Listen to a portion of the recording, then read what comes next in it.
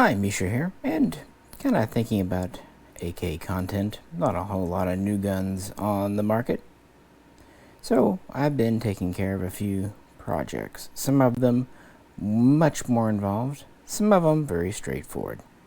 This is the Hungarian FEG SA-85, and this is of course the ban version, imported from around 1990 through 1997 by KBI. But Kastner became post-ban era with the thumbhole stock, and we shot it earlier this year. And here's a little more shooting footage. And we'll start off with J-Ro because he kind of spiffed up his clip a bit.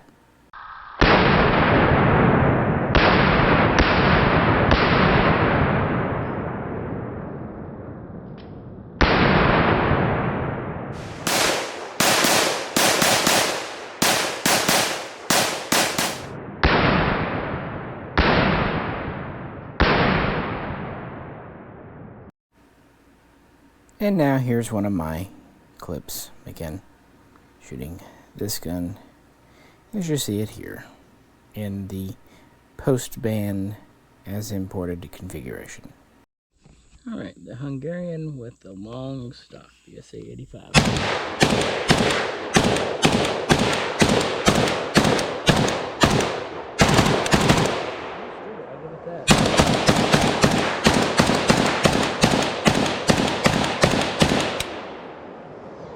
Long stock though.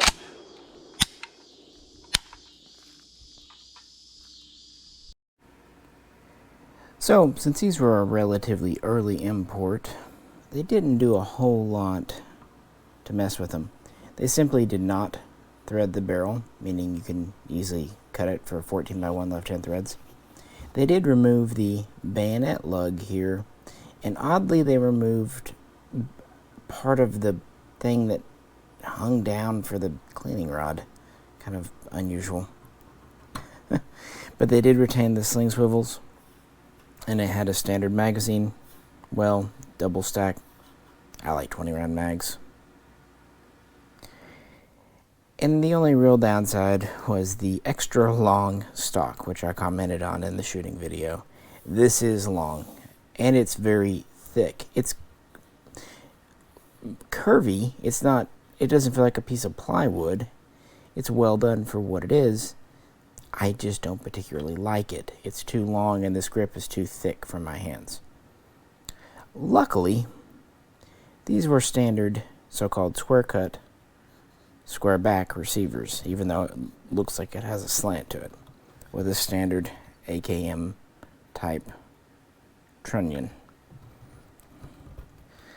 And I've intended to do something about that, and it's not the first time. Now, there is a school of thought of people that want to leave these in there as imported configuration, thumbhole stock included. That's not me. I really like keeping things original, but since I know the stocks were installed just for compliance to bring them in, and that it's perfectly legal to take them off once they're here and privately owned, I don't leave them that way. Your mileage may vary. One of the easier projects I had was my Egyptian Mahdi ARM. Again, these are square backs. All I had to do was take off the thumbhole stock and install a regular pistol grip and stock. I have both the fixed stock and this folder for it. For a little while, it's been wearing the folder. Sometimes I put the fixed stock back on. Luckily, it has standard hand guards. And while the actual wings of the bayonet lug are removed on these, they didn't go as extreme as with these Hungarians, where they took the whole block off. And also, at least the early Mahdis came in still threaded with a protector tack welded on, which is easy enough to break off once they're in the USA. So that's what I did. And I'm fine not having the bayonet lug. My SAR-1 that you've seen several times, I did go to the trouble of threading it, but did not restore the bayonet lug. more involved project was the Arsenal SA-93 here, and I did not, sorry slings in the way, I didn't start this, someone else did. They had the barrel threaded, and these actually had the entire cleaning rod removed when they were imported, so you have to remove the gas block and replace it, yada yada. Luckily they have a standard mag well. What I did, I installed the furniture, the pistol grip, the salmon buttstock, and the side sling mount. Again, a little more involved of a project to convert these, but the end results kind of speak for themselves. And again, this was our very first Bulgarian AK, so cool beans. So with those two, one very easy, one more involved, let's talk about what we can do for the SA-85. It's time for it to kind of get rid of its gorilla stock, I think.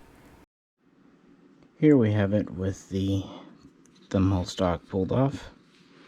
And like I said, you can see it is a standard square back receiver with standard hole in the bottom. Interestingly, the stock uses one of the two tang screws, but not the other. Instead, we have a wholly different type of screw going on where the pistol grip would normally go, although in reverse. It's a unique part for this. Like I said, this is a very heavy, chunky stock, but it is made out of actually pretty nice wood. Yeah. So there's a couple of things we can turn this into if we're going to do a clone and copy. So let's first look at the simplest and easiest to do of the two.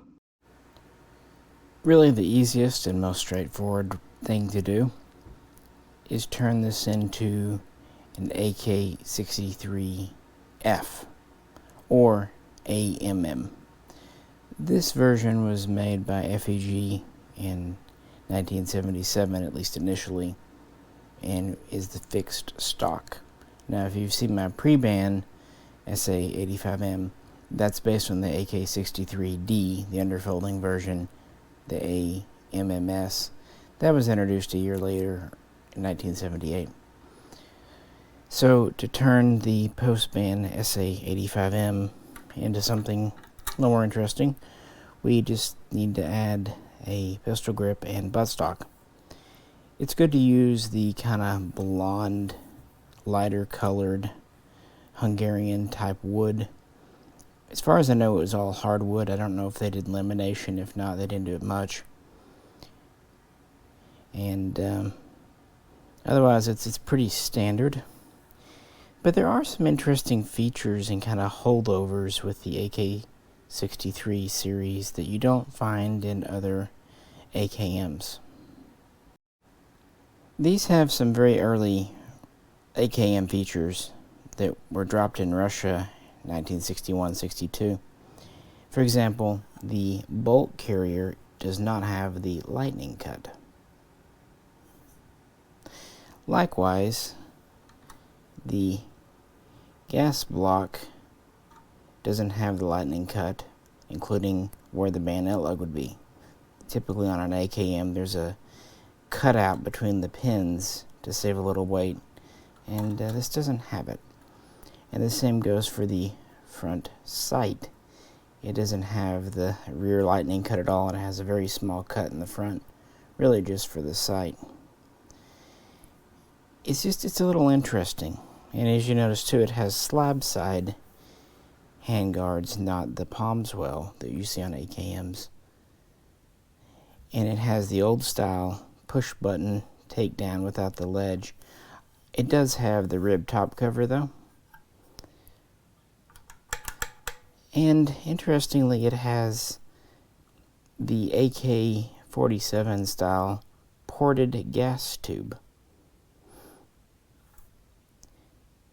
And that actually means we can take this a little further. The AK-63 was really designed to be a little bit cheaper, easier to produce version based on the old style. So we're going to look. The handguard retainer on Hungarian AKs is actually different. So the next step goes back in time. So to get an AK-63F, we just swap the stock and pistol grip. If we want the original AKM-63, we also need to swap the upper and lower handguard. Now the AKM-63, as I've said in previous videos, that was really their first kind of deviation.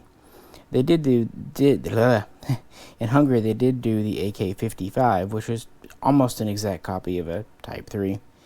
The AKM-63 was a little bit more adventurous. Again, it was very, very close to an AKM, but new furniture. And yeah, any buttstock will fit this, and finding these pistol grips is easy enough. And finding the lower handguard for these isn't too difficult. The real difficult piece to find is this upper skeletonized tube. And I will say, plucking all of these and putting them on here, everything dropped in. It fits very tight. That's a credit to FEG's tolerances in manufacturing, that parts from wildly different eras and used and new and all that stuff so easily fit together. And I say this as someone who's done a fair few AKs in their life. I should also point out it's easier to tell the different handguard retainer with the skeletonized on because it's more rounded. It's a little smaller than on a standard AKM. Here's our original gas tube. And where did I stick our original handguard? You can kind of tell the end is smaller, more rounded. Now, one thing I also want to point out, as I said, the gas tube is ventilated, ported. This one is not. Now, if you're going to convert an SA-85m, some have the ported gas block, like this one. Some do not, because they pretty much use whatever parts they had on hand for these.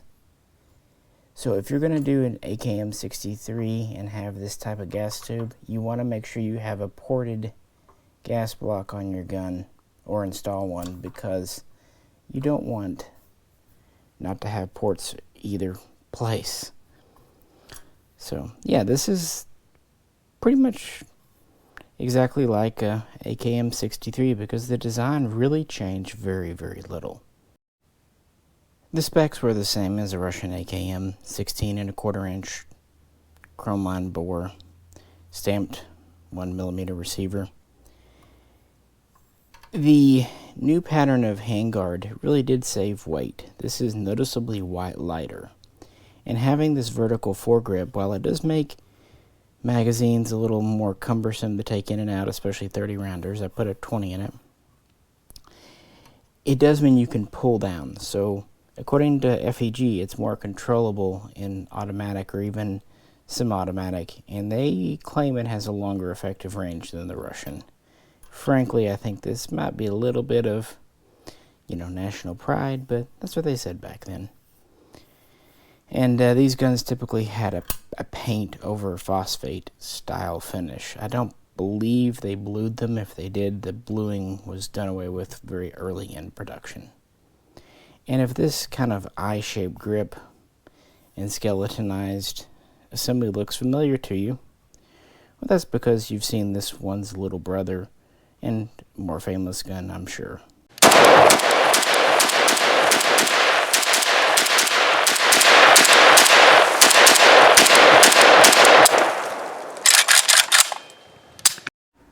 I'm talking, of course, about the AMD-65.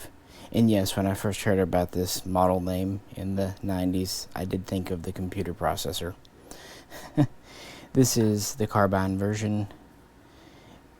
Yes, it has the side folding stock. Receiver is the same, and originally these had wood grips, but typically they would go to the synthetic quite early. And it does have the same type of skeletonized gas system, but whereas the AKM-63 as well as the SA-85 has a full-length AKM system. This has a shorter piston and thus shorter gas tube, although actually the handguards and this mount are compatible. So that's why you can use an 65 on one of these if you want to. But the gas tube is unique.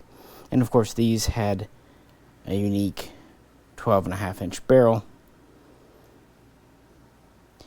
And this is made 16 inches at the factory. So just, throwing that out there. So shorter barrel, shorter gas system, and shorter buttstock.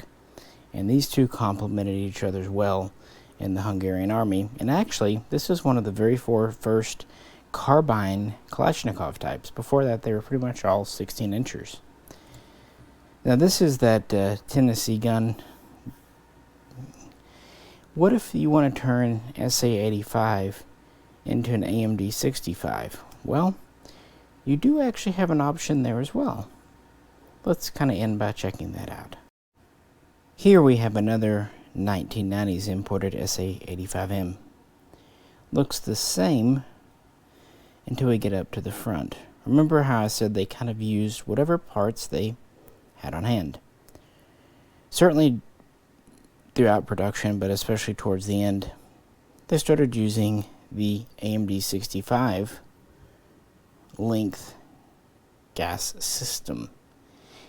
And so it has the shorter piston and the shorter tube. Now the furniture, upper and lower handguard, are the same, but the tube and piston are different. So even though this has a 16-inch barrel, you can see the gap there. You could theoretically take one of these, take furniture, handguard from AMD-65, cut your barrel down, move your sight base back to next to the block, and pin on an extension or file for an SBR. And actually the fact that it's missing the bayonet lug would not even matter because the 65 never had a bayonet lug. So you could take one of these with the shorter gas system and turn it into one. The hardest part would be installing the folding stock. It could be done. You would essentially just pull the standard trunnion out the back of this one and install one of the folding stock assemblies from the 65. Luckily, AMD-65 parts kits are much more common than AKM-63s. So I just wanted to show you this and kind of say there's even an option there if you want to have some fun, although it is more involved. Now let's flip them over. Now the later 85 here still has a standard double stack mag well. In fact, this is the 30-round mag it came with. It also shipped with the 10-round short mag. These Tennessee gun AMD-65s actually came on FEG SA-85m receivers, which started off life as single stackers. Now converting an SA-85m is much more involved, and it's not as simple as just opening up the mag well. That's why these SA-85s are a little more interesting and easy to do because, furniture swap is a thing. You can also note on this one, it's actually got a cutout for the thumb on the thumb hole stock, whereas the other one did not. I guess I wasn't the only one that felt that it was a little too thick there. Notice it still has the non-lightning cut carrier and all of that. So since this was to hand, I thought I would just show you for a minute, giving you options. What do you think? Not exactly before and after, but yeah, the long gas system converted and the carbine gas system still in factory configuration. Here's that little mag I told you it came with. It's still in the plastic. It's sealed, so you don't want to take it out. And here's the late style canvas sling. I often wonder if these were made in Hungary or were outsourced. They feel a lot like an East German sling, but most of the military guns I've ever come across, at least the old school ones, had these leather slings. Very distinctive. But yeah, the late SA-85s and the SA-2000s came with a canvas sling here. I just thought I'd share. I've always had a thing for Hungarian guns. And yeah, what do you think? My next step will be to thread the barrel 14x1 left hand, and I'm not going to bother with the bayonet lug. But sure beats trying to find a fixed stock pre-band SA-85m. The underfolders are hard enough to find. The fixed stocks are just about impossible. So, thought I'd convert this one. May repaint it too. But there we go. Just sharing some new AK content with you. As always, if you could, please like, share, and subscribe. And if you'd like to help support the channel, please check out the link to the Patreon page. This is Misha. Catch you very soon, next time.